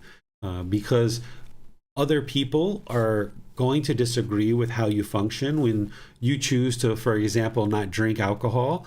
Other people might be trying to push you because of their own craving. Come on, just have one drink. We can't drink alone. You've got to drink with us. But you're going to choose perhaps not to drink alcohol, and people are going to disagree with this. So if everybody agreed with what we do on this path to enlightenment, then the whole world would already be practicing these teachings, and the whole world would already be enlightened because they understand that these teachings lead to the good, wholesome results that they do. But we're in this time and place where there's only a certain number of people who deeply understand these teachings, and there's a vast majority of people who don't understand them. So people are going to disagree with what you choose to do and certain decisions that you make, and that's okay. If they disagree, they disagree, but your relationship is with your child, and what you choose to share with them is based on what you choose to share with them. You don't need to conform to what other people are choosing to either do or not do. That's not your goal. Your goal is to be a truth speaker, dependable, reliable, trustworthy, one to be relied on. And if other people choose to not do that, then that's their choice, and they'll experience the results of that. But at least your relationship with your child is on solid footing, and your child knows that you only choose to share the truth and talk about things that are the truth. Yes, thank you, sir. Mm-hmm. That is all the questions that we have for today, sir. Okay, well, thank you all for joining for this class. As I mentioned, next Saturday, we're going to be in volume 13, which is the very last book. And we've got about another 6 or 8 weeks of going through that book. And then we'll actually be coming to a close of the Pali Canon and English study group for this iteration. It's been a whole year and a half that we've been studying the whole entire book series. And then we're going to restart it on January 28th. And someone can join this program at any time. They don't have to only start when we restart it. But when we restart, we'll start back over at volume 2. And for a whole year and a half, we'll go through all the books again the way that we did in this iteration of the group learning program. On Sunday, which is tomorrow, in the group learning program, we're going to be studying part of that retreat series, the harmony in relationships. And there, the class that I'll be sharing is how to eliminate attachments to those who are closest to us. Because when we have attachment in our relationships, then there's going to be discontentedness. By you learning how to eliminate attachment to those closest to you, then you can get to peacefulness and joy, contentedness in all your relationships. But as long as there's craving, desire, attachment in your relationships, you're going to continue to experience this roughness in your relationships, this discontentedness, either on your part, and the other people may be discontent too. So what I'm going to teach you in tomorrow's class is how to eliminate your attachments in relationships so that you can be more peaceful and more joyful, ultimately getting to the point where there's no discontentedness in any of your relationships whatsoever. And then on Wednesday, we're going to be doing breathing mindfulness meditation together. So thank you all for joining. Perhaps I'll see you in one of these future classes. Have a very wonderful and lovely rest of your day. We'll see you next time. Sawadee krap. Sawadee krap.